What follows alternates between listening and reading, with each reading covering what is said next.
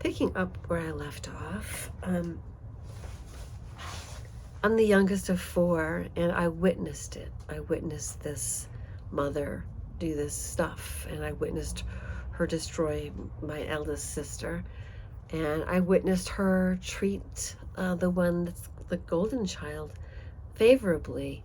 And that one doesn't understand. She doesn't get it. She's dumb, actually, and she thinks she's smart just because she went to certain school and did these certain things. And she holds it over my head. It's like, oh, I'm better and smarter than you because X, Y, and Z.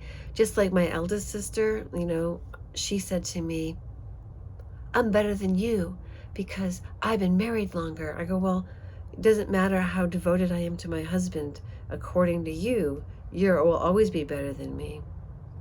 So my goal in life was to be devoted to a husband, but unfortunately for me, the men that I attracted were narcissists like my mother because I hadn't figured it out yet. I was broadcasting narc bait. Narc, narc, narc. I was like narc bait. I was like the narc dream come true because I was always giving, giving, giving. Because I wasn't good enough, I had to justify my existence, and the only way to actually receive love is to earn love. At the same time, I learned not to expect love, and the big lesson for me was the biggest mind fuck. And it was a two double-edged sword, which was when, it's the famous story, I was 5, and I was home with my mother alone in kindergarten, and it was after kindergarten, and I just felt all this love from my mother, and it just gushed from my heart. And she was sitting at the kitchen table doing something, and I went up to her, and I was probably about at her shoulder height, so I was kindergarten, okay? I said, I love you, Mom. And she said, Kathy, what did you do? And I just looked at her, blinked, and she didn't accept my love. She said, nobody does that. Nobody says I love you unless they've done something wrong. Now that didn't fuck me up, but what did was that she couldn't accept love. So I thought, oh, people who don't love you can't accept your love. That means you just have to recognize that that's actually love, but they can't actually accept your love. But what happened was the other end of the sword. The sharp part was that I was constantly trying to prove love. They were lovable. Oh, you're lovable, you're lovable. So like I attracted these men who needed their ego stroked, and ego stroking I did. And that's what my mother needed, so that's what I did. But the other end of the other side of the sword, of the double edge, is that when I was sent to my room to think about it and I couldn't come out, she said, oh, nobody says I love you unless they've done something terribly wrong. And until you come and confess to me, you're going to your room and you're going to think about it.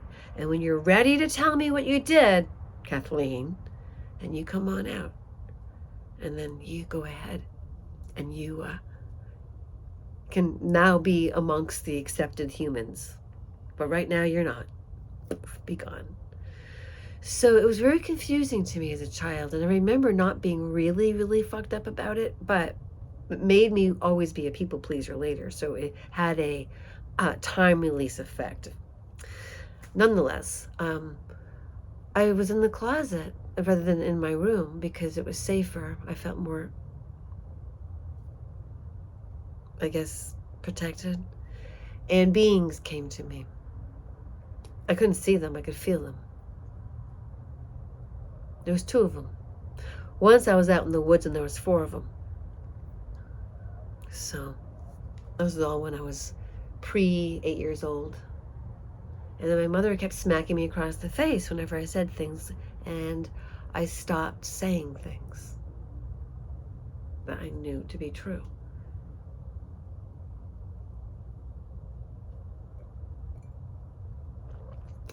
You know, everybody is in a family, right? We all had the same parents, right? But none of us had the same childhood. Let me repeat that. None of us had the same childhood.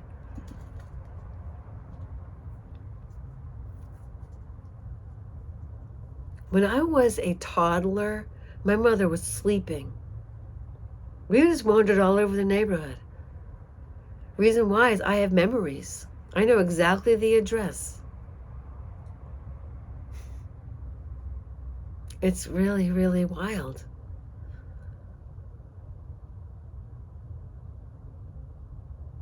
So she really wasn't much of a mother, but she was fun, creative, and she involved us in activities, mainly to give herself free time. Always the ones that were the cheapest, and the ones that served her best interests. But still, I was exposed to things. I had my white privilege, albeit without the ability to have what other people in my classification of skincare, color, whatever, enjoy. So I actually was raised very, like I was a poor person, but I had food to eat. So I'm giving you this information as a information background. It's rather it's interesting as a character study. Every person that I have discovered and talked to who has a narcissistic parent and has had to then maladapt to life and then re-educate themselves by unlearning and then relearning and then adulting. You know, I had to learn Erik Erikson's 8 stages of development and realize stage 5, which is individuation. I was completely stumped, stymied, thwarted, sabotaged, and otherwise derailed by a narcissistic mother who had her own agenda. Where is she today?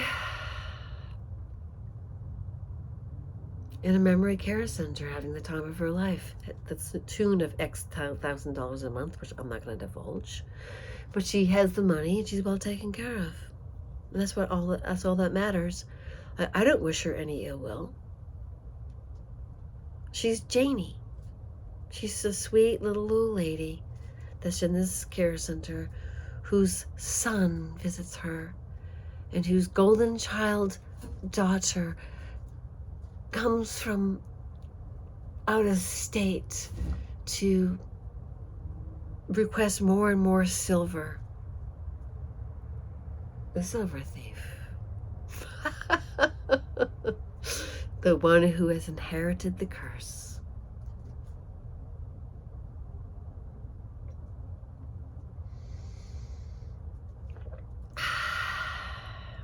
Oh.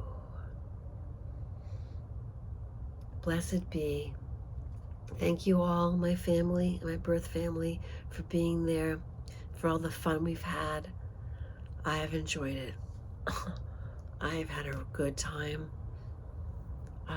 I miss the old times, and I know there's no rectification. The bifurcation that happened in 2023 is so complete. And my silver thief sister, all she had to do was give me my only 2 sets, that at least the very minuscule amount that was promised, the complete place settings of the family silver.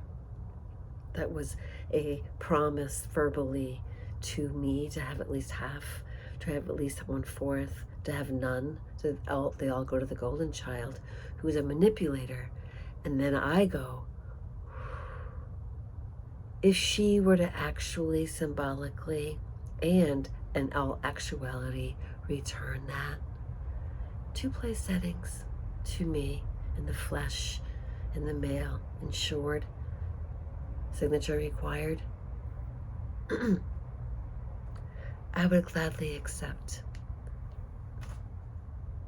However, it is doubtful. But if she were to do that, can you imagine? That would indicate that she had actually accelerated her timeline, and she was no longer going to go to some like really weird place, because there's like this split happening, people. And even if you're afraid you're going to go to that SHIT whole place, you're not. Oh, I'm going to keep this a short one, 10 to 11 minutes-ish. But one of the things I want to talk about next is that the law I had growing up that really messed with my mind uh, in addition to the multitude of the ones that the meddler mother said to me. It was that all men are created equal. We're not. Their intelligence goes a long, long way. And I realized that my mother was not that smart. She was an average student. And that I will never forget her telling me that she said, you know, you and your father scored genius on the test that you took nationwide. And I was not celebratory of that. It was like she was mad at me. So that was the mother I had, and I aim to become the genius of my own life, and you can too. Who cares what the IQ tests say? Who cares? I do, but you know. When I put it into perspective and I realized, oh, my mother wasn't that smart. She was dumb, but she was fun. You know, she exposed us to things. For her own agenda, who cares? I don't care. I don't care. I had a good time. I had a really good time.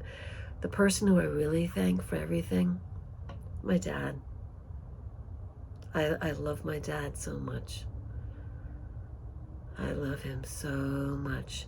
And this year, 2026, January, is his first year death anniversary, where he went on to become his next form of life.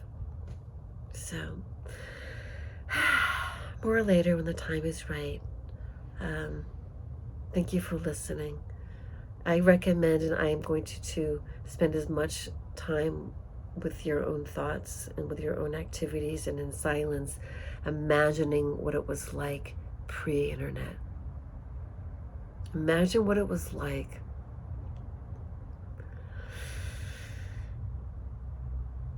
in the mid-'80s.